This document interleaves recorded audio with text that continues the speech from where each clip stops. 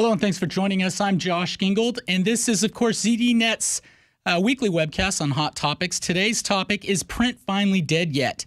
Of course, our special guest, my esteemed colleague, David Gewirtz, distinguished lecturer, author, and publisher himself, of course, host of the DIY IT blog on the ZDNet Small Business Center and ZDNet Government. David, good morning. Welcome. Thanks for joining us. Hey there, Josh. How are you? I'm doing very well. Thank you. So appreciate you coming on today. And, of course, this all began with an article that you wrote this week, and it's sort of an idea that you proposed on the heels of Encyclopedia Britannica's announcement that it was abandoning traditional print publishing in favor of an all-digital strategy, whereas the whole Encyclopedia Britannica information cache, if you will, is now online, available via discs, etc. And you have sort of hinted that this may, in fact, be the end of print as we know it, and that we may finally be seeing it or ushering in a new era when print is abandoned in favor of all of the new technologies. Yeah, we're beginning to see that. I mean, the fact is that many of us have a great affinity for print, for books, the feel of books and all that. But the issue is the business model, and the business model is becoming more and more difficult to sustain doing it the old school way. And I wrote down some statistics here about Britannica, using paper, by the way.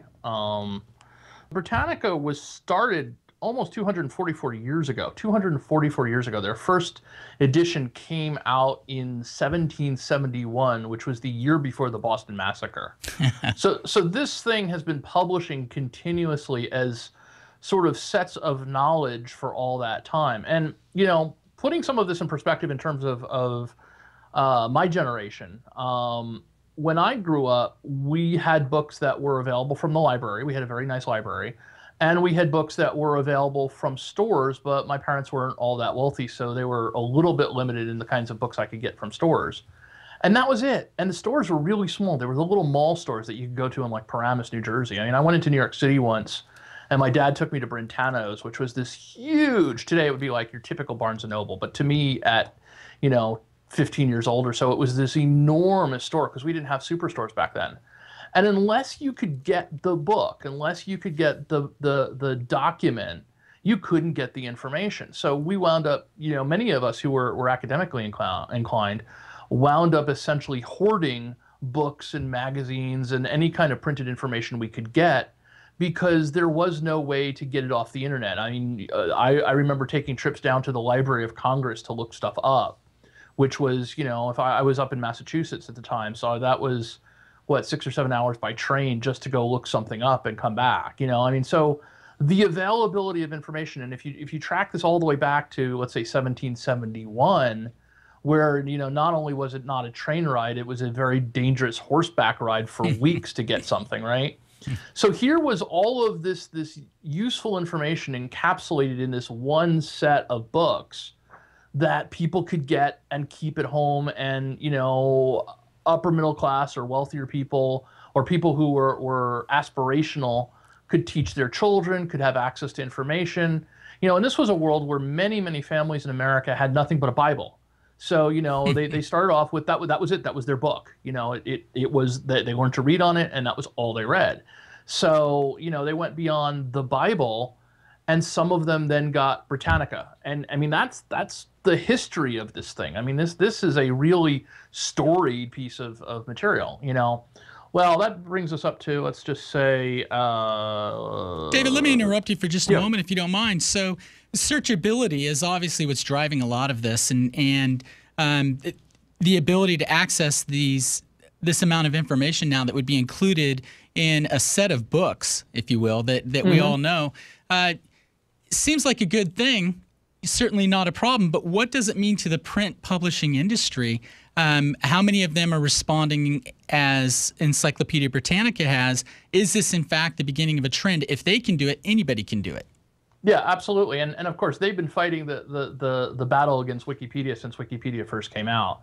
They were deeply offended that their library of Nobel Prize winners and former ex-presidents was being countered by, the man on the street who happened to decide to update an entry on, a Star Trek character, for example. And this really bothered them. You know, it bothered them that they had 65,000 articles and Wikipedia had something like 3.8 million articles. But the difference was they believed they had 65,000 important articles and Wikipedia had articles about Lady Gaga. You know, and so this is the sort of stylistic difference between the two. It's important to do a shout out to them because they were early on in the idea of curating information and being able to index it in ways so that by the time it got to digital, we had an idea of what to look for in information, how to index it, how to deal with it. But you know, they dropped. I mean, they sell these things for $13.95 per set, and they were selling in 1990 120,000 sets. So their business was $167 million a year, you know, just out of the printed material. Now they sold 8,000 sets, which gives them an $11 million business. So, you know, if you're going from $169 million in 1990 to $11 million in 2012, that's a tremendous drop. And the thing is while they're going online, they're not picking up the business. Their online business is about a $35 million business. So, you know, net today they're probably they're probably a $46 million business. That's a good quarter of what they used to be at their heyday. So the fact that this digital movement is coming into play is definitely hitting the business model, and we see that with everything in traditional content. The business model is a challenge. I mean, we're able to produce things like this, which are fabulous, but you know, how you monetize it becomes a big question for everybody in the industry. Now, speaking of monetization, one company, of course, a series of companies, but I'm just going to pick on Apple for a minute. Apple, of course, has created this robust content distribution system. How big of an impact have electronic readers, iPads, tablets, slates, whatever you're using, the Nook and the Fire? Does this really mark a watershed moment in publishing history where consumption tends to be more electronic than hard copy print? I think it does. I really do. I think it's beginning to be the case. Amazon is now selling more Kindle books than they're selling real books. I believe they're making more money off of Kindle books than they are off of print books. They're far more convenient. I mean, an example is Britannica weighs 129 pounds for 32 volumes. This thing weighs 1.2 pounds. Right. So, you know, and not only could I carry all of Britannica, I could even download all of Wikipedia on here. You know, I can also carry 1,000 of my favorite books, and a pile of movies, and have wireless access, because this thing has the 4G connection. I can have wireless access to the rest of the world. So, you know, it is huge. And the thing is now that these are my props, by the way, now that these things have come down in price, this is the Kindle Fire, which turns on somehow. And you're a big fan of the Kindle Fire, and I know that you read a great deal. I'm one of these people, David, who still sort of prefers a book in my hands, if you will. If I'm laying on my sofa or sitting on the train, whatever the case may be, I just have something about a book. Is print 90,480 pounds. That's how much it costs. That's how much it weighed to move my library from New Jersey down to Florida. Okay. 90,480 pounds of books. Almost that entire library can be stored on this. And you probably like having those books. I mean, I have to tell you, I have this aversion for going totally electronic because I'm proud of my books, as you obviously are. I don't know the weight of my books. That's you know, that's strong. But really, I had to pay the movers bill. I found out when they told me how much I had to pay. So is there a way that some of these electronic distributors, if you will, booksellers, are going to be able to create that same sense, if you will? Will it be reader libraries that are online? Will my library that's currently spread throughout my house one day be available in my virtual bookshelf, if you will? Yes and no. I'll tell you about that. Let me tell you about our project that sort of failed and sort of succeeded, and we learned a lot. When we were doing another move, we decided that this is to the house we're in now. We decided that we didn't want to move all of those books because they took rooms and rooms to store all of them. And so we decided we were going to try to digitize. Now that we had tablets and so forth, we were going to try to digitize our entire book collection. Wait a minute. So, really? Really, seriously. Oh, that's crazy. This was my wife's idea, and she undertook a big part of it. We got an industrial paper cutter to cut the spines off a book. And right. we have a high-speed double-side page scanner that scans the pages. And I mean, it works relatively well. And what I mean by relatively well, it just took too long, and the paper cutter died after too many times. So we had to like constantly get the blade replaced in the paper cutter and so forth. But what we did do is we did narrow down the books that she wanted that were the most special, the ones that she wanted to have access to and didn't want to lose, and the books that over the years had gotten moldy because they'd been stored in the basement during one phase of our life, and gotten moldy and smelly. And so when you would pick them up to read, they were actually disturbing. They made her sick to read physically. Right. So, you know, I mean, she moved, I don't know, about 15 years ago or so, and stored her entire book collection in a friend's basement, came back, and they were all damp.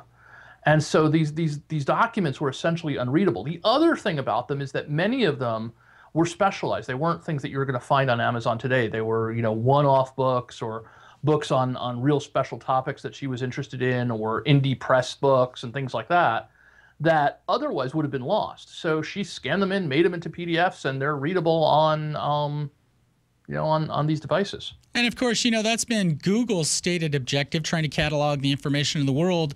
And one of the arguments is, in fact, that this information may be lost if it's always in print edition. Now, David, it's so we understand that new media, online media particularly, has changed the publishing world. Let's talk for a minute, if you don't mind, about its impact on, first of all, the industry. Clearly, we're seeing that with Encyclopedia Britannica's move, but also with consumers.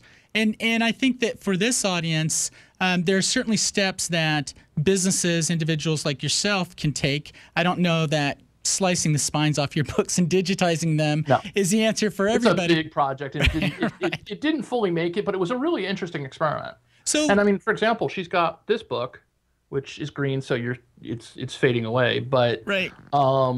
It's a book that she couldn't get through any other means, and so holding it stable. There we go. This is a very old book that she liked and wanted to make sure she had access to, and now she can read it. She's also able to read tiny little print books in bigger format.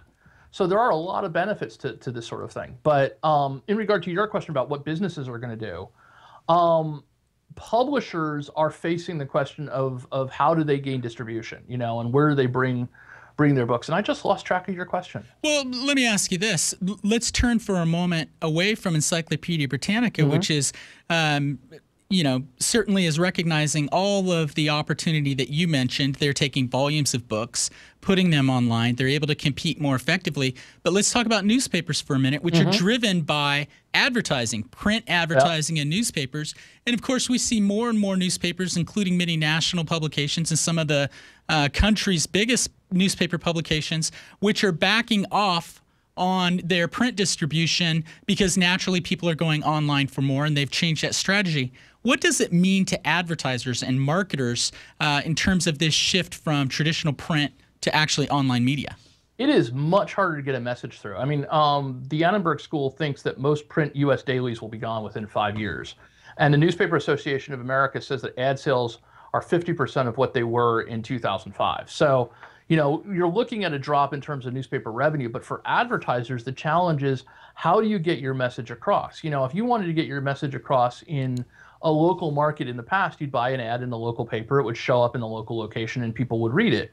Now it's all online, and so you're competing against Google News and whatever happens to be interesting on ZDNet or any number of other things. And so advertisers are having a much more difficult challenge being seen. Now, the counter of that is the cost of advertising is much less in many cases, and through things like pay-per-click, they're reducing their risk in terms of getting that message across if they tune their ads properly. And the problem, I've spoken to a lot of advertisers who don't understand why they're paying for ads and clicks and they're not getting any calls afterwards. I was in the doctor's office a day or so ago, and a guy in the office was telling his wife about his Google ads, and he'd paid for ads and he wasn't getting any clicks, and he's a contractor, and so he bought an ad for contracting, you know.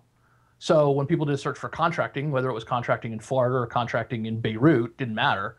If his thing showed up, they paid for a click. So the key is also understanding how to optimize this new media as well. I mean, ad agencies and ad service providers have been key through many, many years to help, in many cases, advertisers learn how to tune their ads. They've also been a albatross to smaller advertisers, because ad agencies in many cases have been in the business of taking a percentage of your ad buy. So they'd always want you to buy the more expensive stuff because they got a higher percentage, and the strategy came as sort of a secondary or side effect of that. And so for small businesses, what you really need to do is learn your market, learn how to communicate, find the really, really targeted places to reach your consumers, you know, your customers, and look at how to build advertising from there, and experiment. You know, marketing 101 is still marketing 101, you know, test, refine, try one kind of ad and see how it performs, try another kind of ad and see how it performs. All those sorts of things are still very valid. But, you know, I would divide advertisers into clearly two categories. Those who want to outsource all of the advertising and content creation decisions for the ads to an agency, and those who really need and can't, and we're small business here, we're talking to small business. So for small business, you really can't afford to delegate that responsibility to an outside firm who may not have your interests at heart. You're going to need to take control over your ad strategy and learn and become something of an expert in reaching your customers in your market. And just staying with that advertising theme for a minute, because it is interesting. And I recently had an advertising executive explain to me, along the lines of what you're discussing, that the ad spend now is that much more important simply because you want to be across multiple sites that fit into your target. You can't commit to one necessarily. And for a local advertiser, that's particularly difficult, especially if they're used to putting a coupon into a local newspaper that they know people who are at least within driving distance of their, let's say it's a brick and mortar business. And now they are faced with having to have multiple online strategies that include not only advertising of one sort or another, but now all of the social media couponing, etc. Is it in fact for businesses, for small businesses in particular, creating a less efficient model for their advertising dollars? Do they need to be more engaged to keep up with what's happening and how they're spending, you know, what is for many limited marketing funds? Yeah, absolutely. And I mean, the challenge here is that small businesses who need to reach customers, and let's face it, right now in this market, small businesses need to reach customers, not only their existing customers, but new customers. You know, there's the challenge of what happens when, you know, we always talk about retaining a customer, and selling to an existing customer is so much less expensive than selling to a new customer, for example.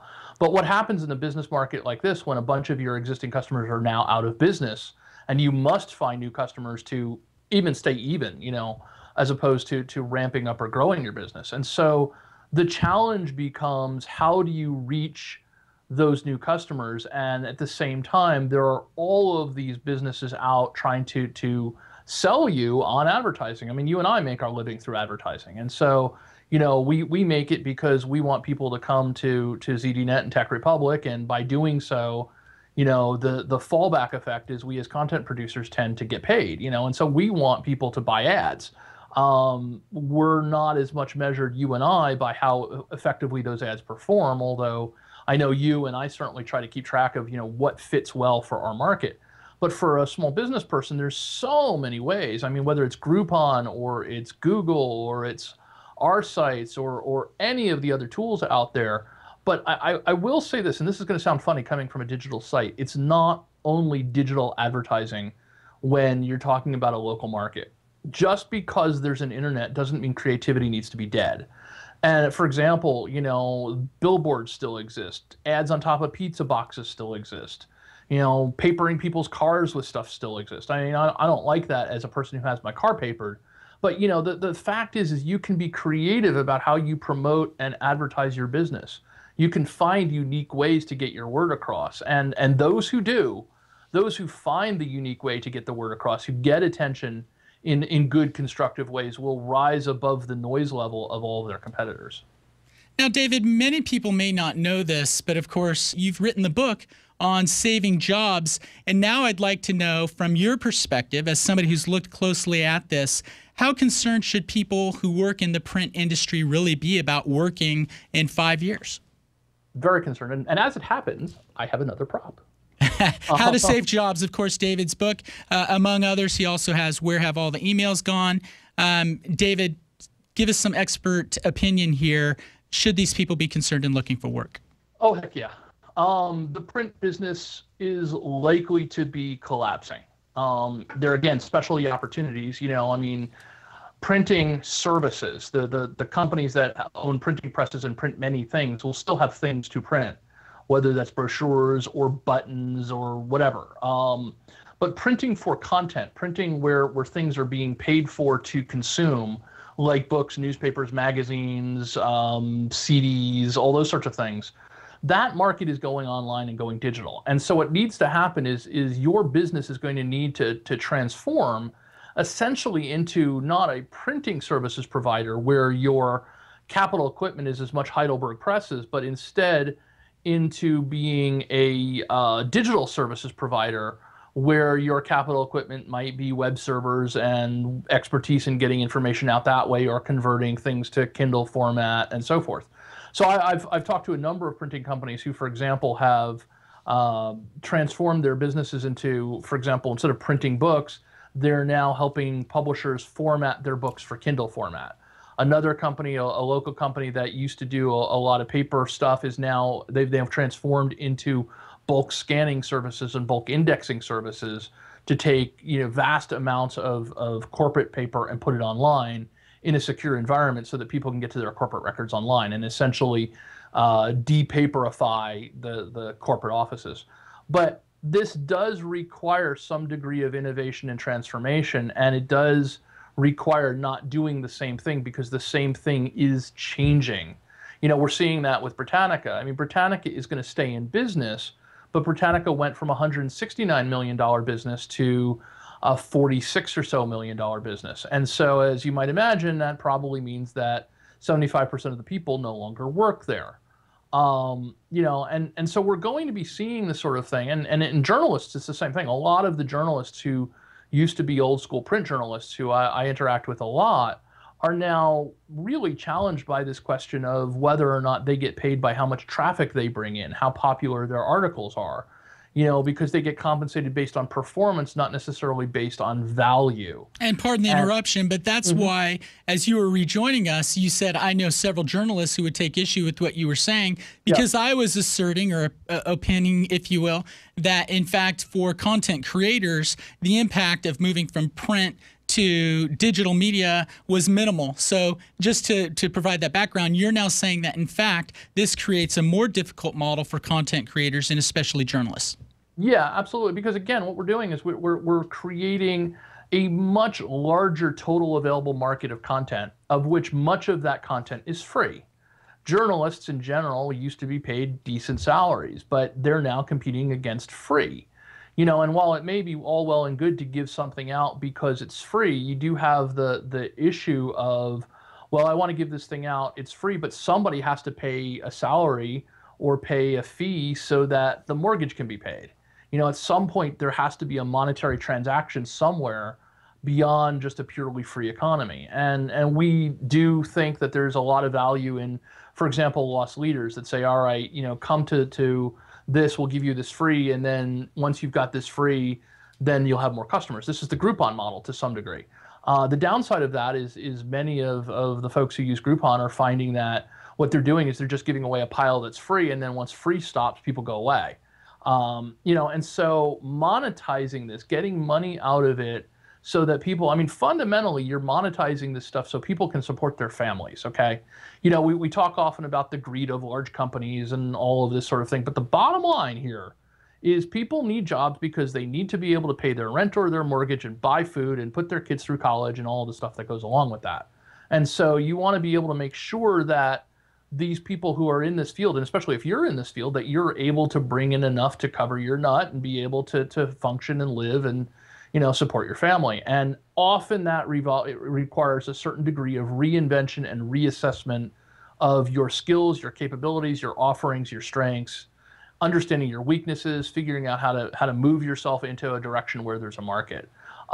Britannica is a perfect example. Britannica has been essentially doing the same thing for 244 years, and now they can't. So it's not like, oh, okay, we always used to do it this way, and so we can keep doing it this way. The same thing is true of American jobs across the spectrum. I mentioned the How to Save Jobs book. Well, up until the mid 90s, China and India, the two of the largest countries in the world, didn't want to be part of the world stage. Neither did Russia and Eastern Europe from a capitalistic point of view. They all were in their own little world. They didn't compete for jobs and revenue and factories and building resources and all that sort of stuff. Now they all want to be part of the game, and so they all want their share of the global buck that's in the world. And so they're competing at a level that in many cases is very hard for Americans to counter.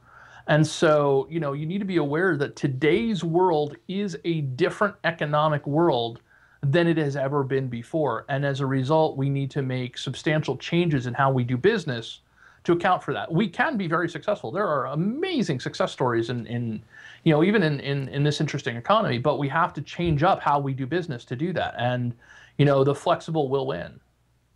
That's a headful, David. But, one question that arises as you're speaking for me, when you talk about how businesses need to change their models in terms of how they're publishing content, that makes a lot of sense. But what we've seen online in many cases is sort of a competition of standards. So if I'm a business that's publishing online content, provides that service, or a business that just wants to be able to get a white paper out in the marketplace or do a webcast like this, how can you be certain that you're using the right, help me out here in terms of the right format, whether it's a PDF or HTML page, Flash like this presentation. That's a challenge that you don't have in print, except I guess when you talk about quality and, how many characters per page, et cetera, hardback, softback, but it doesn't have the same sort of potential problems that it does online.